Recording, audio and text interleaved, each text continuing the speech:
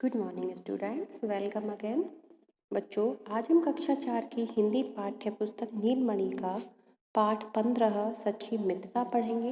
यह एक एकांकी है और एकांकी का अर्थ होता है एक ऐसा नाटक जो एक अंक में ही समाप्त हो जाता है, अर्थात एक ऐसा नाटक जो एक ही पार्ट में हो, अच्छा इसका एक ही भाग हो, तो वह एकांकी कहलाता है। प्रस्तुत एकांकी में सच्ची मित्रता के बारे में बताया गया है कि सच्ची मित्रता क्या होती है और कैसी होती है। बच्चों, आपने देखा होगा कि कई कई लोग जो होते हैं बहुत सारे दोस्त बना लेते हैं, मित्र बना लेते हैं, लेकिन सबसे बड़ी बात यह होती है कि हम उस मित्रता को या दोस्ती को कितना निभा पाते हैं, उसकी गहराई कितनी है। तो यह है कि दोस्त चाहे कम बनाओ, लेकिन वो ऐसी होनी चाहिए कि हम अपने मित्र के लिए कुछ भी कर सकें। ठीक है। और प्रस्तुत पाठ में श्री कृष्ण और सुदामा के बारे में बताया गया है कि उनकी दोस्ती कितनी गहरी थी, उसमें कितनी सच्चाई थी। तो बच्चों, इस पाठ को शुरू करते हैं। बचपन में श्री कृष्ण और सुदामा में गहरी मित्रता थी। दोनों एक ही गुरु के आश्रम में पढ़ते थे। वहाँ सब के साथ समान व्यवहार होता था, ऊंच नीच का भेदभाव नहीं किया जाता था। संयोग ही था कि सुदामा जैसे गरीब ब्राह्मण के सखा श्री कृष्ण थे। बड़े होकर सब अपने अपने घर चले गए। बचपन से ही दोस्त थे। कौन कौन? सुदामा और श्री कृष्ण। और वो दोस्त कहाँ बने? जब वो गुरु के आश्रम में पढ़ते थे। और गुरु के आश्रम में कुछ गरीब लोग भी थे, जैसे सुदामा गरीब ब्राह्मण थे, उनके पास ज़्यादा कुछ नहीं था। और श्री कृष्ण के बारे में तो आप जानते ही हो, उनके पास तो सब कुछ था, लेकिन फिर भी वो दोनों मित्र थे। पढ़ने के बाद जब वो बड़े हो जाते हैं तो सभी लोग अपने अपने घर चले जाते हैं। अब आगे क्या होता है? पत्नी बोलती है, किसकी पत्नी? सुदामा की पत्नी बोलती है किसे? सुदामा से, नाथ, धन के अभाव में कष्ट उठाते बहुत दिन बीत गए। मैंने आपसे कभी कुछ नहीं मांगा, लेकिन आज मैं आपको श्री कृष्ण जी के पास भेजकर ही अन्न जल ग्रहण करूंगी। वे आपके बचपन के सखा हैं, द्वारिका के राजा हैं। वे आपकी सहायता अवश्य करेंगे। एक दिन क्या होता है, जो सुदामा जी की पत्नी है वो सुदामा जी से बोलती हैं कि गरीबी में रहते रहते काफ़ी समय व्यतीत हो चुका है, कष्ट बहुत उठा लिए मैंने, मैं अब और नहीं उठाना चाहती, और मैंने आपसे कभी कुछ नहीं मांगा है। तो मैं आज आपको बोलती हूँ कि मैं तभी ही अन्न और जल को ग्रहण करूँगी जब आप अपने बचपन के मित्र सुदामा कृष्ण के पास जाओगे और उनसे कुछ मांगोगे, क्योंकि वो तो अन्नदाता हैं, द्वारिका के राजा हैं, वो आपको निराश नहीं करेंगे। आगे सुदामा बोलते हैं, प्रिय, बचपन की बातें कुछ और थीं, अब वे महाराज अधिराज हैं। उनके दर्शन बड़े बड़े लोगों को ही कठिनाई से होते होंगे। फिर मुझ निर्धन की तो क्या विसात ही है, क्या फिर मुझ निर्धन की तो विसात ही क्या है? क्या भेंट लेकर उनके पास जाऊं? मेरे पास तो भेंट करने के लिए भी कुछ नहीं है। अब सुदामा अपनी पत्नी से बोलते हैं कि वो बचपन की बातें हैं जब हम मित्र थे, अब वो बहुत बड़े राजा बन गए हैं, सम्राट बन गए हैं, और हो सकता है कि उनके दर्शन के होना मुश्किल है, और लोगों को बड़ी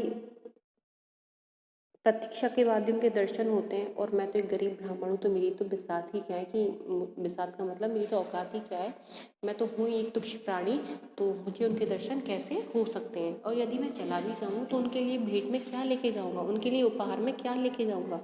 और मेरे पास तो भेंट में देने के लिए कुछ भी नहीं है। पत्नी बोलती है, चावल के फटे पुराने कपड़े में बांध कर देती है। उनके पास चावल होते हैं, उनको एक पुराना सा कपड़ा होता है, उसमें एक पोटली बना कर देती है। नाथ, वे दीन दयाल है। दीन दयाल मतलब बहुत दयालु है वो, अवश्य ही हमारी मनोकामना पूर्ण करें। पत्नी पड़ोसन के पास जाती है और पाव भर चावल लेकर खुशी खुशी लौटती है। वहाँ से वो अपने पड़ोसन के पास से कुछ चावल लेके आती है और उन चावलों को एक फटे पुराने कपड़े में बांधकर एक पोटली बना देती है और कहती है, नाथ, वे दीन दयाल हैं, यानी कि वे बहुत दयालु हैं, अवश्य ही हमारी मनोकामना पूर्ण करेंगे। सुदामा बोलती है, तुम्हारे हट के सामने मैं विवश हूँ।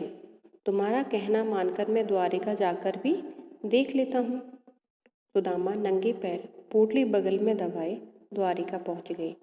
वहाँ पर सोने के महलों को देखकर आश्चर्यचकित रह गए, क्योंकि द्वारिका में श्री कृष्ण जी के महल सोने से बने हुए थे। तो उनको देखकर वो आश्चर्यचकित रह जाते हैं। द्वारपाल बोलता है, आप कौन हैं, कहाँ जाना चाहते हैं? सुदामा झिझक जाते हैं पहले तो, फिर कहते हैं, मेरा नाम सुदामा है, मैं कृष्ण के दर्शन के लिए आया हूँ। द्वारपाल श्री कृष्ण के पास जाकर अन्नदाता द्वार पर एक दुबला पतला ब्राह्मण खड़ा है। ना शरीर पर कुर्ता है और ना पैर में जूता, सिर पर पगड़ी भी नहीं है। प्रभु, वह आपके दर्शन करना चाहता है और अपना नाम सुदामा बता रहा है। द्वारपाल जब श्री कृष्ण के पास जाते हैं तो उनकी पूरा जो शरीर है कि उन्होंने क्या पहन रखा है, क्या नहीं पहन रखा, वो कैसे दिखते हैं, सारी चीज़ों का विवरण देते हैं उनको और कहते हैं कि वो अपना नाम सुदामा बता रहे हैं। श्री कृष्ण सुदामा का नाम सुनकर दौड़ते हुए श्री कृष्ण द्वार पर पहुँचे और बचपन के सखा को गले लगाया। मित्रवर, इतने दिन कहाँ बिताए, यहाँ सिंहासन पर बैठो। जैसे ही श्री कृष्ण भगवान अपने मित्र का नाम सुनते हैं तो दौड़े दौड़े खुद ही द्वार पर आ जाते हैं और उनको अपने साथ लेकर जाते हैं और कहते हैं कि मित्र, तुम इतने दिन कहाँ थे जो मुझसे मिले नहीं, आओ सिंहासन पर बैठो। सुदामा क्या तो थोड़ा सकुचा जाते हैं, क्योंकि वो इतने बड़े थे और वो एक गरीब ब्राह्मण था। आपने मुझे पहचान लिया, इतना ही बहुत है। यह सिंहासन राजा महाराजाओं की शोभा है, आप इस पर विराजमान हो, मैं नीचे ही बैठ जाऊंगा। क्योंकि वो गरीब थे, ब्राह्मण थे और कभी ऐसा उन्होंने देखा नहीं था, इतनी शान शौकत। तो वो कहते हैं कि प्रभु, आपने मुझे पहचान लिया, यही मेरे लिए बहुत है। ये सिंहासन तो राजा महाराजाओं के लिए होते हैं, आप ही इस पर विराजमान हो जाइए, मैं तो नीचे ही बैठ जाऊंगा। श्री कृष्ण बोलते हैं, मुझे लज्जित ना करो बंधु। बंधु का मतलब भाई की है, भाई मुझे और शर्म से नीचा मत करो, यह सिंहासन तुम्हारे लिए ही है। श्री कृष्ण सुदामा को आदरपूर्वक सिंहासन पर बैठाकर नीचे बैठ जाते हैं। अब क्या करते हैं, वो श्री कृष्ण खुद नीचे बैठ जाते हैं और सुदामा को सिंहासन पर बिठा देते हैं और पैर धोने के लिए पानी मंगवाते हैं। पैर धोते हुए कहते हैं, धूल से लथपथ पैरों में विवाई फट रही है। विवाई फटना यानी कि आपने देखा होगा जो हमारी एड़ी होती हैं उसमें दरारें आ जाती हैं, उनसे खून भी बहता है और दर्द भी होता है। तुमने इतने कष्ट उठाए। श्री कृष्ण की आंखों से झरझर आंसू बहने लगे और पानी से भरी प्रात को छुए बिना ही सुदामा के पैर धुल गए।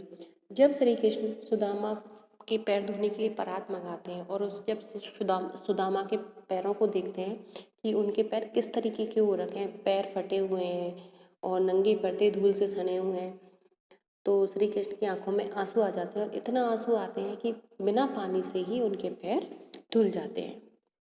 सुदामा, तुम वास्तव में दीन दयाल हो प्रभु, मुझे निर्धन को इतना सम्मान दे रहे हो। श्री कृष्ण अश्रु पहुँचकर, भाभी ने हमारे लिए क्या भेंट भेजी है? सुदामा फिर से सकुचाते हुए, हम निर्धनों के पास क्या है जो आपको भेंट दे सकें? चावलों की पोटली वो छिपाने का प्रयास करते हैं। ये मैं उनकी पत्नी जो होती है वो चावल की पोटली देती है उनको कि आप दीनानाथ को दे देना, किंतु सुदामा उसको सब चाहते हैं देने में कि तो इतने बड़े हैं और मैं इनको चावल भेंट में कैसे दे सकता हूँ। श्री कृष्ण, भाभी ने अब बस मेरे लिए कुछ भेजा होगा। बगल में छिपी पोटली में क्या है?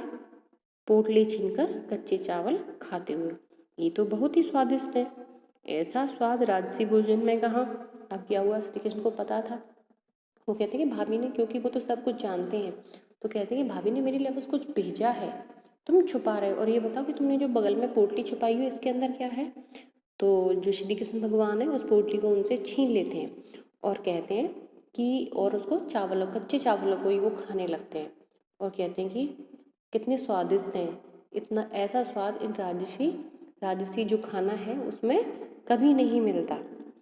सुदामा आत्मविभोर हो जाते हैं, कहते बंधु, आपने मुझ निर्धन की लाज रख ली। श्री कृष्ण, ऐसा ना कहो मित्र, यहाँ आराम से रहो। सुदामा कई दिन तक द्वारिका में रहे, अच्छे वस्त्र पहनने और स्वादिष्ट भोजन खाने को मिला। इसी बीच अपने बचपन की घटनाओं को याद करके दोनों मित्र प्रसन्न होते रहे। श्री कृष्ण ने सुदामा की नगरी भी द्वारका के समान वैसे ही बनवा दी, जिससे उन्हें जीवन में कोई अभाव ना रहे। अब सुदामा मित्रवर, अब कई दिन हो चुके हैं, वहाँ पर तुम्हारी भाभी मेरी प्रतीक्षा कर रही होगी, प्रतीक्षा मतलब इंतजार कर रही होगी। अब मुझे यहाँ से जाने की आज्ञा दीजिए। श्री कृष्ण, आप अभी और रुकिए, आराम से अपनी नगरी जाना, वहाँ सब कुशलतापूर्वक होंगे। सुदामा, अब मुझे प्रस्थान की अनुमति दीजिए। श्री कृष्ण ने बड़े सम्मान के साथ सुदामा को विदा किया। पर्दा गिरता है, इसका मतलब नाटक, एक नाटक था जो खत्म हो जाता है। तो आपको समझ में आया कि श्री कृष्ण भगवान इतने बड़े होने के बावजूद भी उस निर्धन गरीब ब्राह्मण सुदामा को किस प्रकार से उन्होंने सम्मान दिया। तो यहाँ होता है कि सच्ची मित्रता कैसी होती है, हमें अपने मित्र के लिए, और उन्होंने क्या किया, जहाँ सुदामा रहते थे वहाँ भी एक ऐसी ही द्वारिका जैसी ही नगरी बना दी, जिससे कि उनको किसी प्रकार का कष्ट ना हो। तो बच्चों, मित्रता तो करो, लेकिन ऐसी करो कि हम उसको जीवन भर साथ दे सकें, उसका साथ निभा सकें। तो बच्चों, आगे शब्दार्थ है, उनका मैं अर्थ बता देती हूँ आपको कि इस शब्द का क्या अर्थ है। बचपन, बाल्यकाल, आश्रम, तपोवन, दर्शन, देखना, हठ, जिद, स्वादिष्ट, रसाल या रोचक, प्रस्थान, जाना, मित्रता का मतलब होता है दोस्ती, ग्रहण, लेना, मनोकामना, इच्छा, बिताई, दरगाना, प्रतीक्षा, इंतजार। तो बच्चों, ये थे आपके शब्दों के अर्थ। अब मैं आशा करती हूँ कि ये पाठ एक बार और आप घर पर पढ़ें और अच्छे से इसको याद करें, और जो आपका गृह कार्य आता है उसको अपनी गृह कार्य कॉपी में करें। धन्यवाद।